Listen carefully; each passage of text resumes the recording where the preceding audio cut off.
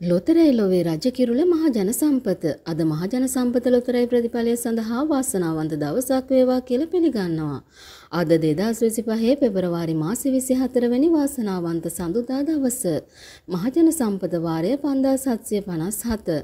මේ වාරය ඔබට ගෙන ආපු සුපිරි ජයමල්ල ලක්ෂ 307ක්.